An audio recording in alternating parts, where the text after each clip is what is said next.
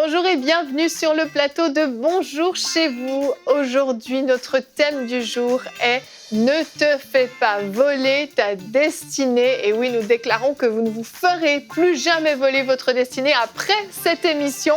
Et nous sommes encore aujourd'hui avec Luc Dumont, notre nouveau chroniqueur. Bonjour Luc. Bonjour, bonjour. Et Nadine qui est avec nous, notre chroniqueuse habituelle qu'on aime tellement. Si je dis bonjour à Luc, il faut que je te dise bonjour à toi aussi. Ça va. Hier, on a eu une belle émission sur les rêves et on va continuer un petit peu dans cette lignée-là, puisque généralement, le rêve de Dieu, c'est finalement notre destinée, c'est à quoi Dieu nous appelle. Et on va voir comment ne plus jamais, en tout cas, nous faire voler notre destinée. Si par moment, le diable a réussi, c'est terminé à partir d'aujourd'hui. Yes. Et Luc, tu vas répondre à une question aujourd'hui dans la rubrique Pasteur, j'ai une question de Alain de la Centrafrique qui dit « Je me sens appelé à de grandes choses, mais je n'ai pas les moyens financiers pour poursuivre mes études. » Et tu as une réponse toute faite sur mesure pour lui, c'est ça? Ouais, ça va être très intéressant parce que cette question va répondre à plusieurs questions. En fait, c'est la question que beaucoup de gens se posent. Oui, tout à fait, puis qui limite beaucoup de monde. Ouais.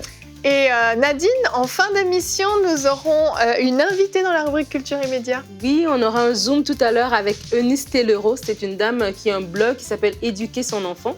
Et elle donne toutes sortes de conseils par rapport aux enfants. Et on sait que la destinée, elle est déjà dans le cœur de Dieu quand l'enfant vient au monde. Et donc, elle équipe les parents à éduquer leurs enfants. Exactement. Et si son nom vous dit quelque chose, vous avez peut-être découvert ces capsules qui sont parfois diffusées sur EMCI TV, ou vous vous souvenez qu'on avait fait une rubrique Culture et Médias il y a longtemps sur son blog, mais aujourd'hui, elle nous présente son livre.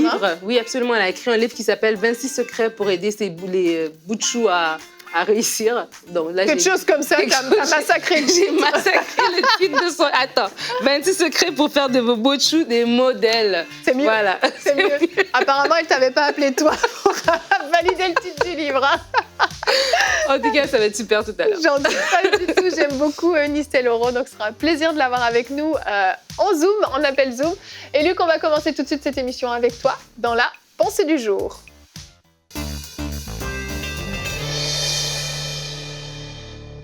Aujourd'hui, on parle des fausses croyances. Nous sommes ce que nous croyons et ce que nous croyons définit comment nous allons vivre. Le problème, c'est que si l'information de base, elle est mauvaise, eh bien, ça oriente notre vie dans une mauvaise direction. Et je vais lire un passage. Celui-ci, c'est vraiment un de mes passages préférés. Je sais que je dis à chaque verset, mais celui-là, il est au top. Éphésiens chapitre 3, verset 20 dit « Or, à celui qui peut faire, par la puissance qui agit en nous, infiniment au-delà de ce que nous demandons ou pensons. » Et le mot « penser » dans le grec, c'est « noéo » qui veut dire « comprendre » ou « concevoir ». Dieu fait au-delà de ce que l'on peut concevoir ou comprendre. Donc, c'est pour ça que c'est très important de comprendre de la bonne façon. Donc, voici 5 fausses croyances dans lesquelles on tombe, dans le piège dans lequel on tombe et qui nous volent nos rêves. Premièrement, personne ne l'a fait avant. Tu veux faire des hautes études, ton père l'a pas fait, ton grand-père l'a pas fait, personne dans notre famille l'a fait avant, donc tu peux pas le faire. Personne l'a fait avant, c'est un mensonge total. Pourquoi? Là, je vais dire quelque chose de ultra profond. Préparez-vous, c'est de la bombe. Tout ce qui existe a déjà pas existé. C'est-à-dire que ça n'a déjà pas existé, ça ici. Il fut une époque où ça prenait une vie entière pour atteindre le nombre de personnes qu'on va atteindre aujourd'hui à travers cet épisode. Donc, personne ne l'a fait avant n'est pas une raison de ne pas le faire parce qu'à celui qui peut faire infiniment au-delà de tout ce que nous demandons et pensons. Deuxième fausse croyance, c'est « sois réaliste ». Ne rêve pas trop grand, Je suis désolé, mais tout ce que Dieu fait n'est pas réaliste. Marcher sur les eaux, marcher autour d'une ville, les murs tombent, lancer une pierre à la figure d'un géant, c'est constamment des histoires de trucs pas réalistes. Et en fait, le rêve de Dieu pour notre vie, les plans de Dieu pour notre vie, c'est humainement pas réaliste. Donc, de vouloir vivre une vie en étant réaliste, c'est contraire à ce que Dieu veut faire. Troisième mensonge, troisième fausse croyance, c'est « sois heureux avec ce que tu as ». Eh bien, je ne parle pas aujourd'hui de ne pas être reconnaissant. Merci pour ce que l'on a, mais avec Dieu, il existe autre chose. Il y a tellement plus. Si Abraham avait été heureux avec ce qu'il a, il n'aurait pas quitté le pays promis. Donc, c'est un mensonge. Et quatrième fausse croyance, c'est « on n'a pas les moyens ». Et ça, je vais en parler tout à l'heure dans Pasteur, j'ai une question. Et finalement, et là, je vais bousculer tout le monde, la prière va tout régler. En fait, je crois à la prière à fond. La prière du juste a une très grande efficacité. Il faut prier, je prie, tout ça. Mais la prière sans l'action, c'est mort. À la Pentecôte, ils ont prié à fond, mais après, ils sont partis évangéliser. Amen. Merci, Luc. On va détailler ces points dans la discussion parce que je sais que ça te démange de pouvoir en dire plus. C'était l'amuse-bouche, là. On va dire. Voilà, C'était l'apéro. C'était l'apéro parce qu'on va détailler ces points parce qu'il y a des choses super intéressantes que tu as dites. Je sais pas par lequel tu aimerais commencer, Luc, lequel tu aimerais détailler, mais moi, je suis assez curieuse que tu commences par le point 5, ce qui est non conventionnel, je sais. Mais comme tu as fini ta pensée là-dessus, est-ce que tu peux détailler un petit peu? Parce que je veux pas que les gens puissent mal interpréter éventuellement ce point-là. C'est ça, je savais que ça créerait une réaction. C'est-à-dire qu'il y a des gens, et on croit la prière du juste a une grande efficacité. Moi, je ne peux pas imaginer ma vie sans la prière. Il y a une puissance dans la prière. Mais le problème de la prière, c'est que les gens, parfois, la fausse croyance, c'est que la prière va tout régler. C'est qu'il y a des gens, par exemple, qui sont assis chez eux et qui prient et qui attendent que les âmes arrivent de partout. Alors que dans les actes, ils ont prié, le Saint-Esprit est descendu, mais après quoi? Ils sont partis évangéliser partout. Un des trucs que j'aime dire, c'est on ne prie pas pour des tables et des chaises. En fait, tu peux avoir quelqu'un ici qui prie « Seigneur, envoie-nous des tables, Seigneur, envoie-nous des chaises ». On prie pour des tables, des chaises, alors qu'à côté, tu as l'autre qui a compris que Dieu donne des arbres. Et avec les arbres, on passe à l'action et on crée des tables et des chaises. Donc, c'est vraiment une cohésion, une complicité entre nous et Dieu. Et la fausse croyance, c'est de penser que tous nos problèmes et tout va se régler en priant seulement. Par exemple, parfois, on prie pour qu'il y ait une réconciliation entre deux personnes, mais peut-être qu'on prie pour la réconciliation, mais peut-être qu'il faudrait demander pardon, faire un geste. Donc, c'est une fausse croyance de croire que la prière uniquement, sans que je fasse absolument rien, sans que je collabore, va tout régler. Et c'est un point important parce que justement, alors qu'on parle de ne pas se faire voler sa destinée, il y a beaucoup de personnes qui sont dans ce cas de figure où est-ce qu'ils vont prier sans passer à l'action. Les disciples, comme tu dis, ils ont prié, et le Saint-Esprit les a remplis de puissance et ils sont passés à l'action. Donc la prière, ce serait juste pour recevoir l'instruction de Dieu, avoir ce rêve qu'on a parlé hier, cette destinée qui est affirmée dans notre cœur, mais il y a des étapes à faire. Dans la prière, pour avoir les instructions que Seigneur, je dois me rentrer à l'école ou je dois entreprendre des projets, tu vas en parler aussi par rapport aux finances, etc. Mais ne pas rester passif, en fait, de vraiment être actif. Et des fois, les gens vont se refugier derrière la prière, mais d'une façon passive alors qu'ils doivent être actifs. Exactement. Luc, je te laisse parce que je suis sûre que tu as plein de choses à dire.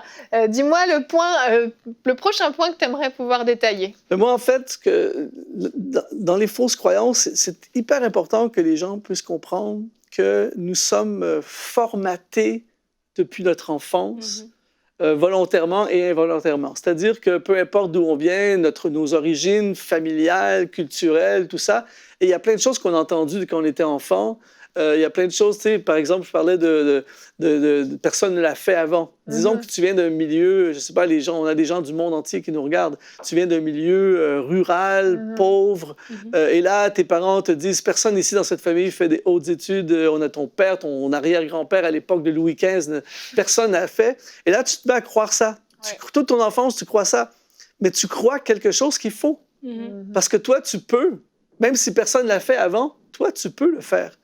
Et donc, si on persiste à croire cette fausse croyance, mais on va se faire voler notre destinée. Parce que souvent, Dieu nous demande des choses qui n'ont jamais été faites. Comme je disais, tout ce qui existe a déjà pas existé. Il a fallu que quelqu'un, à quelque part, le fasse. C'est une très belle citation. C'est du haut niveau, mais c'est d'une profondeur énorme. Et donc, sois réaliste.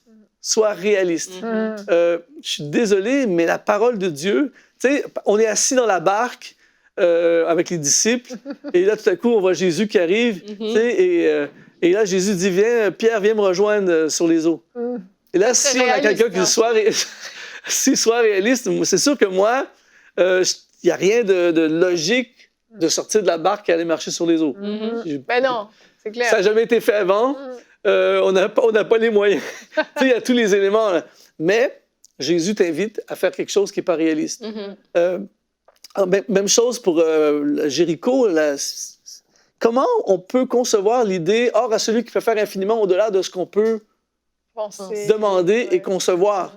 Comment on peut concevoir qu'on va faire le tour de la ville, puis on va sonner les trompettes, puis les murs vont tomber? C'est de la folie. Mais toutes les choses, construire un paquebot dans le désert. Tu vois?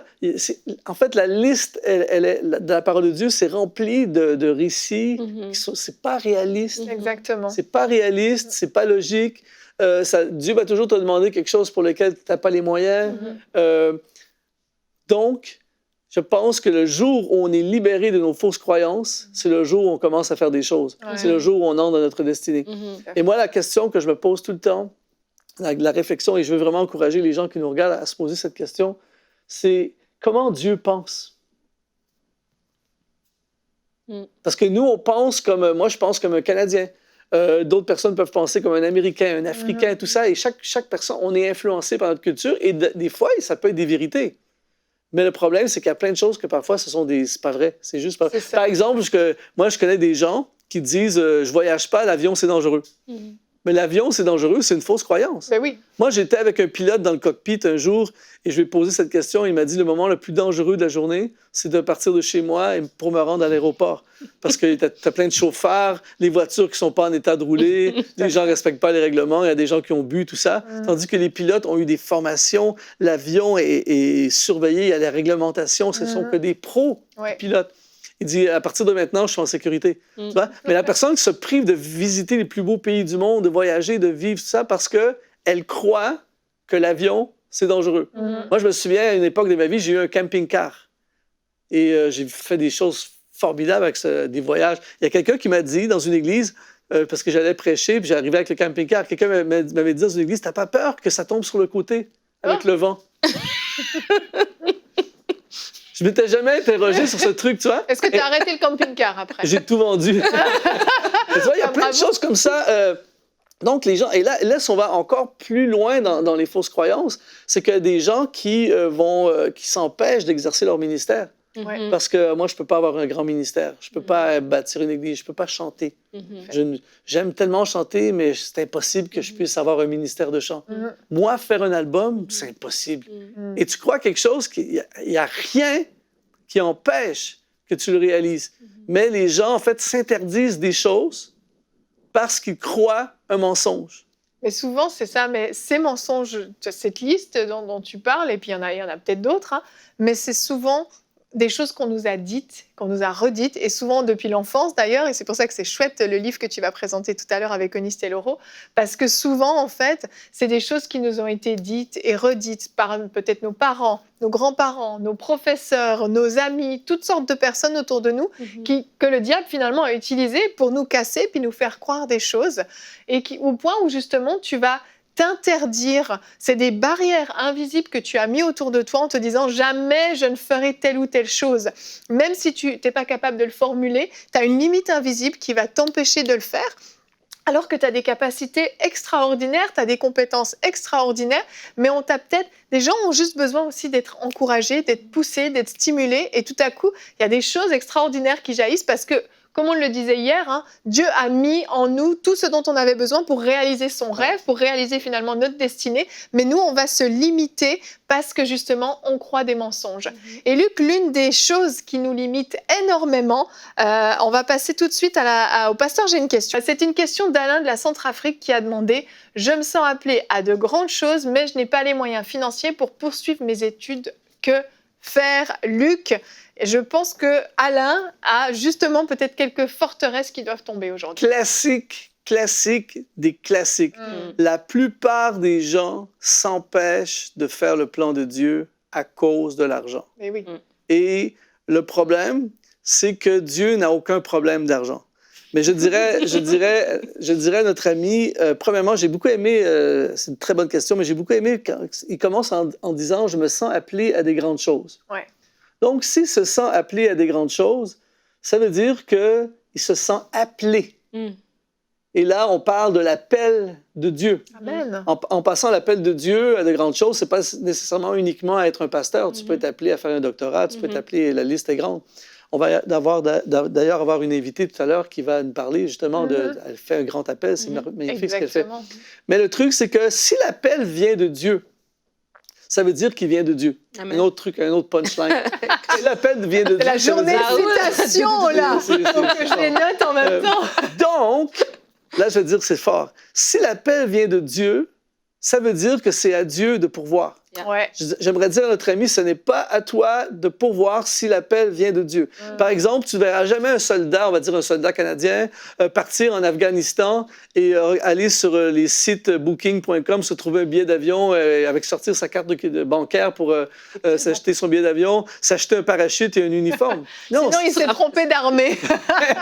Donc, il doit, si son gouvernement l'envoie, ben, le gouvernement, lui, il ne décolle pas tant qu'il n'y a pas un uniforme, les billets d'avion et tout ce qui vient avec. Oui. Donc, si Dieu t'envoie faire si tu es appelé à de grandes choses par Dieu pour faire des grandes études, eh bien, mon ami, j'ai des bonnes nouvelles pour toi, ça va arriver si tu collabores avec Dieu.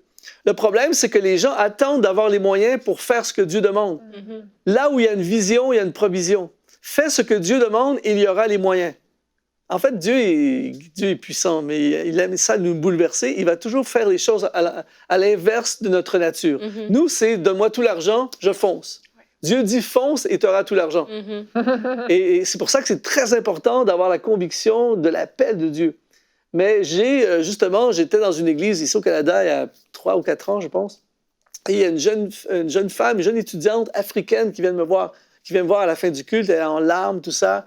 Elle dit, ça fait je ne sais pas combien de temps qu'elle était ici au Canada, je suis venue ici pour faire des études, tout ça, et je devais avoir une bourse qui devait entrer, mais finalement, je n'ai pas la bourse, et à cause de ça, je vais devoir repartir dans mon pays. Elle était en larmes, tout ça. Je lui ai dit, est-ce que c'est Dieu à la base, à l'origine? Est-ce que ton projet était de Dieu? Hors de tout doute, il y a eu les signes, c'était Dieu. Je dis, eh bien, prépare-toi à avoir une provision. Amen. Si c'est Dieu qui t'a amené à faire ça, Dieu, c'est pas « OK, vous êtes en Afghanistan, les gars, maintenant le gouvernement n'a plus d'argent, organisez-vous. » Non, rentrez chez vous. On te mandate du début à la fin. Donc, si Dieu est dans le projet, et, alléluia, les bons punchs, c'est pas Hollywood qui a inventé le truc là, que ça commence mal puis ça finit bien à la fin. C'est Dieu qui a commencé ça. Souvent, ça va mal puis ça finit bien. Et j'ai reçu un mail de cette fille qui me dit « Luc, c'est extraordinaire. Incroyable, d'une façon improbable. Il est rentré une somme de folie qui est arrivée et je pourrais rester. » Et moi, j'ai juste dit « Amen. » Parce que c'est comme ça. Donc, si ton projet vient de Dieu, si tu es appelé à faire de grandes choses, et dans cet appel, ça inclut de faire des études, eh bien, prépare-toi. Dieu va le faire. Maintenant, comment il va le faire? Dans quel timing il va le faire? Je ne sais pas. Mais je sais une chose, c'est que Dieu va le faire. Prépare-toi. N'attends pas, je ferai mon album quand j'aurai l'argent. Non, commence à écrire des chansons. Commence à écrire, commence à te préparer. Et peut-être que ça ne sera pas comme tu pensais. Peut-être que tu ne vas pas te retrouver à faire tes études là où tu pensais. Peut-être même pas nécessairement dans le programme que tu pensais. Mais tu as dit que tu étais appelé à faire de grandes choses. Donc, ce qui compte, c'est que tu fasses des grandes choses. Et si ça implique des hautes études, eh bien, Dieu va le faire. N'attends pas d'avoir les moyens. Papa céleste à tout l'argent. Imagine, tu as un père ultra riche, puis il veut que tu fasses des études. Il n'y a aucun problème. Tu vas à Harvard, c'est quoi le problème? Et il va pourvoir. Amen. Amen. Donc, ne t'inquiète pas, poursuis le rêve de Dieu et ça va se réaliser. Amen, amen. Et j'ai envie de rajouter une petite chose. Il n'est pas nécessaire forcément de faire des grandes études pour faire de grandes choses, juste pour casser un petit peu ce cliché-là, bien que ta réponse était excellente. Hein. C'est pas du tout pour compléter. C'est juste que des fois, on a cette mentalité-là, mais ceux qui ont fait les plus grandes choses, on a réalisé que finalement, n'avaient pas fait d'études. Donc, il faut aussi des fois sortir de ce cliché-là.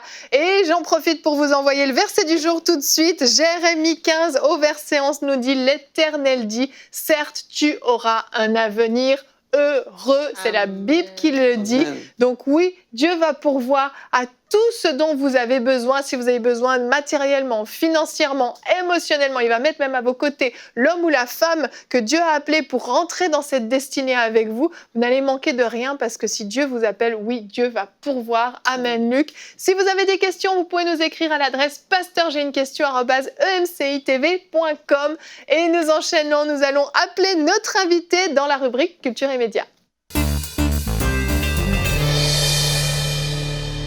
Alors aujourd'hui, sur le plateau de Bonjour chez vous, on a le plaisir de recevoir Eunice Tayloro. Eunice Tayloro est l'épouse du pasteur Guy Tayloro de Vase d'Honneur. Il est responsable du ministère des Familles à Vase d'Honneur à Abidjan. Et elle est cadre en entreprise, elle est ingénieure en télécom, elle est maman de 4 beaux enfants. Bonjour Eunice. Bonjour Nadine. Bienvenue sur le plateau de Bonjour chez vous de façon virtuelle, mais tellement heureuse de t'avoir sur le plateau. Comment vas-tu? Très bien et c'est un plaisir partagé. Alors aujourd'hui, merci pour l'invitation. Ah, mais ça fait très plaisir. Nice, tu es très active sur les réseaux sociaux. Tu as un blog qui s'appelle Éduquer son enfant. Tu as un site internet, des pages sur Instagram et sur YouTube et Facebook. Et aujourd'hui, tu viens parler d'un nouveau livre que tu as écrit, 26 secrets pour faire de vos bouts de chou des modèles. Et de quoi parle le livre, Nice? En fait, vous savez, tout parent consciencieux désire réussir l'éducation de ses enfants.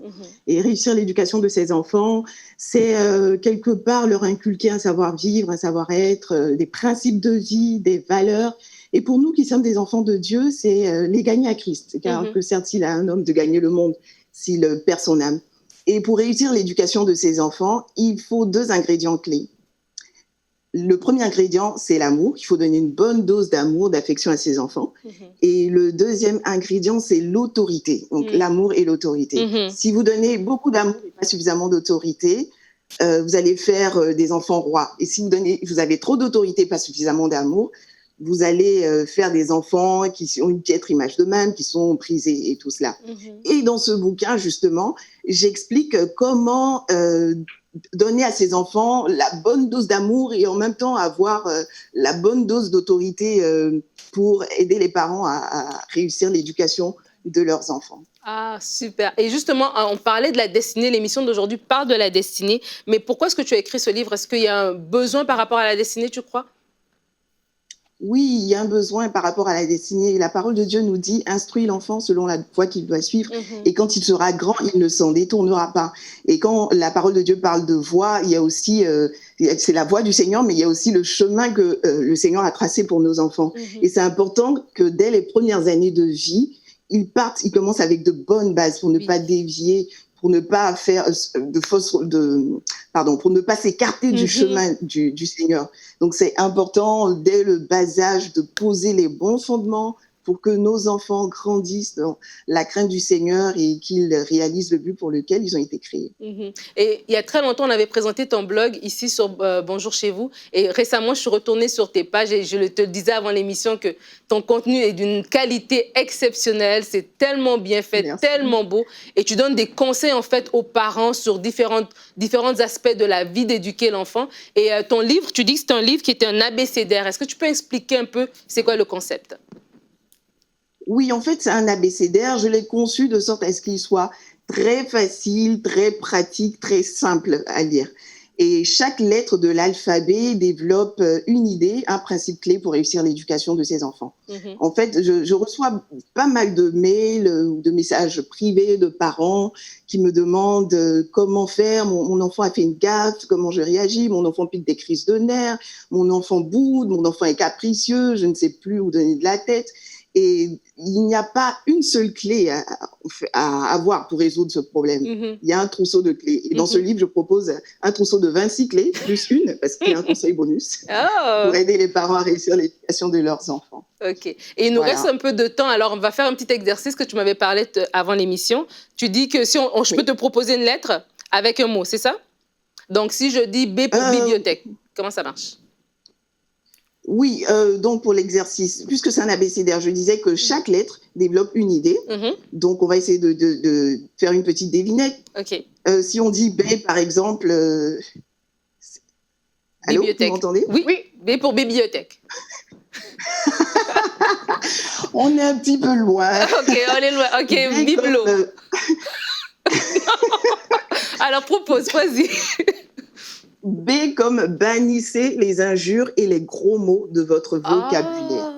Des mots comme P-U-T-A-I-N, M-E-R-D-E, etc., etc. Quand on veut avoir des enfants disciplinés, bien éduqués, des enfants qui ont la crainte de Dieu. En tant que parent, on doit donner l'exemple. Quand on est au volant de sa voiture et qu'il y a quelqu'un qui fait une queue de poisson, c'est vrai qu'il y a certains mots qui veulent sortir, mais il faut donner l'exemple à ses enfants. Il faut bannir les injures et les gros mots de son vocabulaire. Ah, très bien, merveilleux, tu as très bien expliqué. Et justement, avant l'émission, je te parlais aussi que tu as parlé du concept abri. Est-ce que tu peux nous le détailler rapidement? Pour moi, un parent, c'est un abri. Dieu, le Père, est le Père par excellence, et la parole déclare qu'il est un abri pour ceux qui le craignent. A-B-R-I. A comme une autorité. Un parent représente une autorité. C'est la première figure d'autorité à laquelle un enfant est confronté quand il naît. B comme un berger. Un berger doit prendre soin de son enfant. On n'est pas que de simples géniteurs. On doit prendre soin au plan physique, au plan émotionnel, au plan spirituel aussi. R comme un repère. Un repère parce que papa, maman représentent des repères. Et les valeurs, les croyances, la foi, c'est la foi, la croyance, les valeurs de départ de l'enfant. Enfin, I comme un instructeur. La Bible dit « instruis l'enfant selon la voie qu'il doit suivre ». On en a parlé tout à l'heure. Le parent se doit d'instruire de manière active son enfant. Merci beaucoup. Voilà le concept abri. Ah, c'est un merveilleux concept que j'ai beaucoup aimé quand j'ai lu ça. Merci beaucoup. Ton livre est donc disponible sur ton site éduquersonenfant.com, c'est cela? C'est cela, et il est gratuit. On peut le télécharger gratuitement. Oh, gloire à Dieu. Ben, merci pour tout ce que tu fais pour les parents et pour les enfants et pour les destinées. Je suis sûre que la génération qui va suivre, celle des parents qui ont suivi ton blog, auront des enfants merveilleux. Et je te bénis vraiment pour tout ce que tu fais. Amen. Amen. Merci, Eunice. Merci Nadine. Génial, vraiment génial. Moi, j'aime énormément Eunice, alors je vous la recommande. Mais ce que j'aime avec Eunice Taylor, j'écoute souvent ces capsules. Moi, j'ai des enfants en bas âge et elle partage mes valeurs ou je partage les siennes, je ne sais dans quel sens le dire. Mais c'est un bel exemple de la destinée. Tout le long, quand je la regardais, je disais destinée. Clairement. Une femme qui aurait pu avoir sa carrière, elle a une carrière, mais en plus, elle développe quelque chose pour les autres. Et c'est pour ça qu'elle est bénie et c'est pour ça qu'on voit qu'elle est épanouie et heureuse. En fait, le potentiel que Dieu a mis en elle, c'est au-delà de juste son emploi. Ça déborde.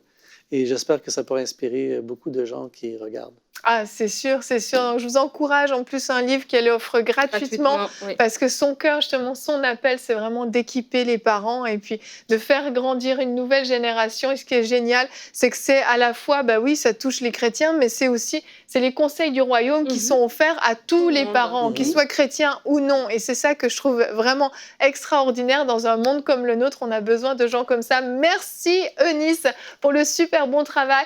Merci Luc de nous avoir remis un petit peu les pendules à l'heure par rapport à toutes ces choses qu'on peut croire, mais qui sont finalement des gros mensonges qu'on a cru, qui nous font perdre, où on se fait voler notre destinée. Et comme je le disais en début d'émission, je crois qu'à partir de maintenant, vous ne vous ferez plus voler votre destinée.